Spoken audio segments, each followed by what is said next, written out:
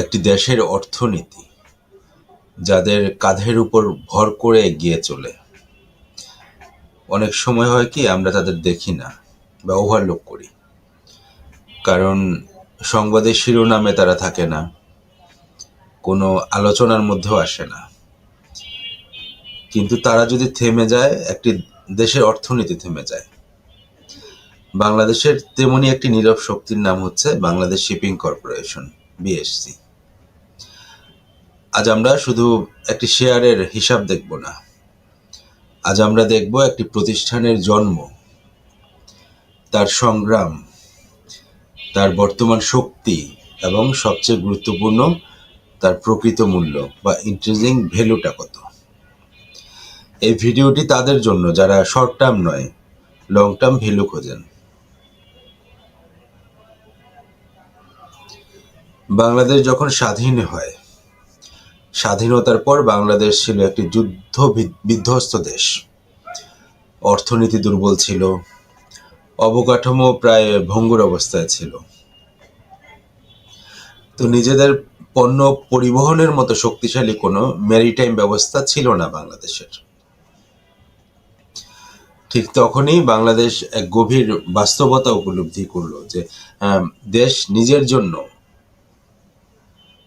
যে দেশ নিজের পণ্য নিজে বহন করতে পারে না, সে দেশ কখনো পূর্ণ অর্থনৈতিক স্বাধীনতা রক্ষা করতে পারে না। তো এই দর্শন থেকেই জন্ম নেয় বাংলাদেশ শিপিং কর্পোরেশন। তো শুরুতে খুব অল্প কিছু জাহাজ ছিল, ধীরে ধীরে বহর বাড়তে থাকে। দেশের জ্বালানি, সার, খাদ্যশস্য পরিবহন শুরু হয়। দীর্ঘ সময় এটি ছিল একটি সেবাধর্মী রাষ্ট্রীয় প্রতিষ্ঠান, কিন্তু সময়ের সাথে সাথে যেটা হয়, এর ব্যবসায়িক চরিত্র বদলাতে থাকে।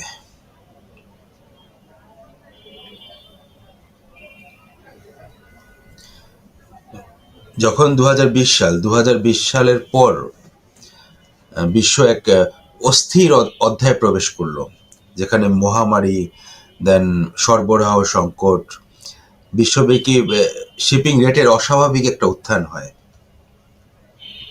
ঠিক এই সময়ই বাংলাদেশ শিপিং কর্পোরেশনের ভাগ্যে বড় মোড় আসে, টার্নিং পয়েন্ট আসে, যেখানে চার্টার রেটটা বৃদ্ধি পায়, ডলারের আয়টা বাড়ে, তাদের অপারেটিং খরচটাও তারা নিয়ন্ত্রণে আনতে পারে, এবং নগদ প্রবাহ, লিকুইডিটিটা বৃদ্ধি পায় বাংলাদেশ শিপিং কর্পোরেশনের।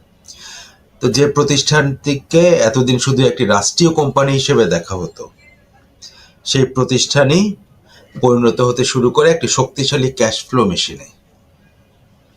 তার মানে বাংলাদেশ শিপিং কর্পোরেশনের ক্যাশ ফ্লোটা যথেষ্ট ভালো। তো স্বাভাবিকভাবে এখন প্রশ্ন আসবে, যখন লাভ বেড়েছে, ক্যাশ বেড়েছে, তাহলে বাজারে কেন সবসময় সেই শক্তির প্রতিফলন ঘটায় না? প্রাইসটা কেন বাড়ছে না? কারণ বাজার দর চলে আবেগ, ভয় ও গুজবের উপর ভিত্তি করে বাংলাদেশ মার্কেট, কিন্তু প্রকৃত মূল্যটা তৈরি হয় সংখ্যা, বাস্তবতা ও ভবিষ্যৎ সম্ভাবনার উপর ভিত্তি করে। আজ আমরা বাজার দরকে পাশে রেখে শুধু ইন্ট্রিনসিক ভ্যালু নিয়ে কথা বলবো। দেখব বাংলাদেশ শিপিং কর্পোরেশনের ওর ইন্ট্রিনসিক ভ্যালুটা, অন্তর্নিহিত মূল্যটা কত আছে। বাজার ফ্যাক্টর না, বাজারে বর্তমানে কত প্রাইসে চলছে সেটাকে ওভারলুক করব। আমরা শুধু দেখব ভবিষ্যতে বা ওর ন্যায্য মূল্যটা কত হতে পারে। তো এখন আমরা ঢুকছি ইন্ট্রিনসিক ভ্যালু বিশ্লেষণে। এখানে আমরা 3টি পদ্ধতি ব্যবহার করেছি বরাবরের ন্যায়, যার মাধ্যমে আমরা বাংলাদেশ শিপিং কর্পোরেশনে ইন্ট্রিনসিক ভ্যালুটা বের করব। একটা হচ্ছে discounted cash flow method, 2 number হচ্ছে net asset value method, NAV, আর একটা হচ্ছে রিলেটিভ ভ্যালুয়েশন মেথড। কারণ প্রকৃত মূল্যটা কখনো একটা পদ্ধতির উপর ডিপেন্ড করে ক্যালকুলেট করা যায় না, সেজন্য আমরা 3টা পদ্ধতিতে ইন্ট্রিনসিক ভ্যালুটা বের করে দেন একটা এভারেজ করে বের করব ফাইনাল ইন্ট্রিনসিক ভ্যালুটা কত হতে পারে। তো ডিসিএফ মেথডে আমরা, ডিসিএফ মানে হলো ভবিষ্যতে কোম্পানি যত টাকা ক্যাশ আয় বাড়বে, আস্থার মূল্য কত। এখানে আমরা সেটআপটা এভাবে করেছি, বর্তমান ফ্রি ক্যাশ ফ্লো হচ্ছে 3.8 বিলিয়ন টাকা। পরবর্তী 5 বছরে যদি গড় গ্রোথটা হয় 6 থেকে 8% মধ্যে, দেন টার্মিনাল গ্রোথ যদি 3% হয়, ডিসকাউন্টেড রেট যদি 10% হয় এবং ঋণটা যদিও কমিয়ে আনতে পারে, ডলারের আয় বাড়ে, রাষ্ট্রীয় সাপোর্টটা যদি শক্তিশালী হয়, তাহলে 5 বছরের ক্যাশ ফ্লোটা প্রথম বছরে 4.1 বিলিয়ন, দ্বিতীয় বছরে 4.4 বিলিয়ন, তৃতীয় বছরে 4.75 বিলিয়ন, চতুর্থ বছরে 5.13 বিলিয়ন এবং পঞ্চম বছরে 5.55 বিলিয়ন। এরপর ধীর গতিতে প্রবৃত্তিটা চলতে থাকবে এভাবে। সব ক্যাশ ফ্লো ডিসকাউন্ট করলে ডিসিএফ অনুযায়ী ওর ইন্টারেস্টিং ভ্যালুটা দাঁড়ায় 260 থেকে 300 টাকার মধ্যে ডিসিএফ মেথডে।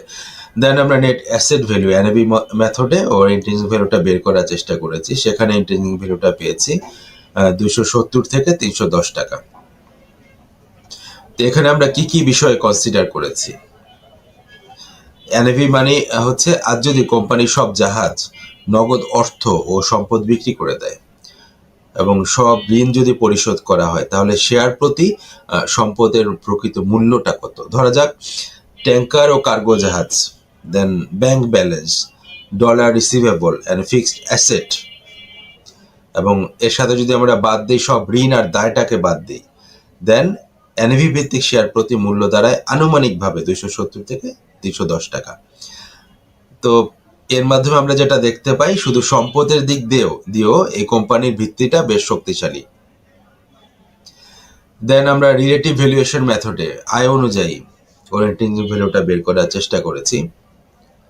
এখানে আমরা যেটা করেছি, এখানে আমরা কোম্পানির আয়কে বাজারের গড় মাল্টিপ্লায়ার বিচার করেছি। ধরা যাক বাংলাদেশ শিপিং কর্পোরেশনের ইপিএস হচ্ছে 25 টাকা থেকে 28 টাকা এবং শিপিং সেক্টরের গড় পিই হচ্ছে 10 থেকে 12।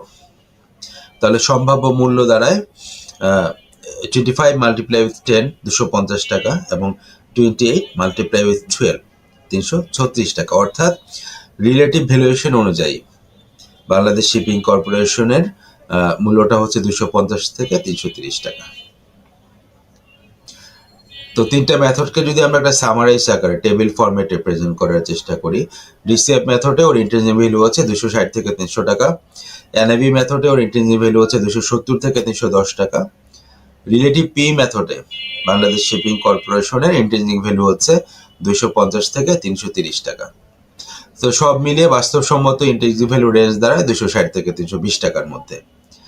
তো এই রেঞ্জটা এসেছে ভবিষ্যৎ আয় প্লাস বর্তমান সম্পদ প্লাস বাজার তুলনার সম্মিলিত বিশ্লেষণ থেকে।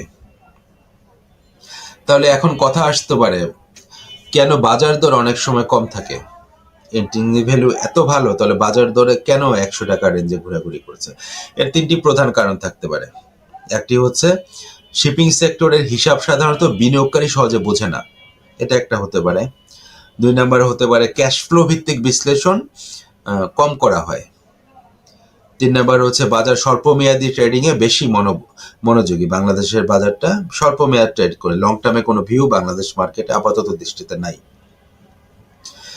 কিন্তু মূল্য তো এইভাবে তৈরি হয় না, মূল্য তৈরি হয় ধৈর্য, সময় এবং সঠিক বিশ্লেষণের মাধ্যমে। এর মধ্যে একটা বাস্তবতা লুকিয়ে আছে। ভাবুন একটি প্রতিষ্ঠান যেটা দেশের জ্বালানি বহন করছে, ডলারে আয় করে দিচ্ছে, বৈশ্বিক চাহিদার সঙ্গে সংযুক্ত, রাষ্ট্রীয় নিরাপত্তা ও সমর্থন পায়, দেন শক্তিশালী ক্যাশ ফ্লো তৈরি করে। এমন প্রতিষ্ঠানের মূল্য কখনো শুধুমাত্র 1 বছরের প্রফিট দিয়ে বিচার করা যায় না। তো আমরা যদি একটা ফাইনাল ভার্ডিক্ট ক্রিয়েট করার চেষ্টা করি বাংলাদেশ শিপিং কর্পোরেশনের জন্য, এটা এভাবে হতে পারে। বাংলাদেশ শিপিং কর্পোরেশন শুধু একটি শেয়ার নয়, এটি দেশের অর্থনীতির একটি গুরুত্বপূর্ণ স্তম্ভ। এর প্রকৃত মূল্যটা নির্ভর করে ভবিষ্যতে ক্যাশ ফ্লোর উপরে, জাহাজ ও সম্পদের শক্তির উপরে, বৈশ্বিক শিপিং সাইকেলের উপরে, চক্রের উপরে। তো আমরা দেখেছি ডিসিএফ মেথডে দেখেছি, এনআইভি মেথডে দেখেছি, রিলেটিভ মেথডে দেখেছি। তিনটি পদ্ধতিই এর ইন্টারেস্টিং ভ্যালু একটি শক্ত রেঞ্জে অবস্থান করছে। তো এটি কোনোভাবেই কোনো বিনিয়োগ পরামর্শ নয়, এটি একটি শিক্ষামূলক বিশ্লেষণ। বাজার শব্দ করে কিন্তু মূল্য কথা বলে নীরবে। যারা নীরবতার অর্থ বোঝে তারাই সময়ের আগেই সুযোগ দেখতে পায়। ধন্যবাদ, ভালো থাকবেন, আসসালামু আলাইকুম।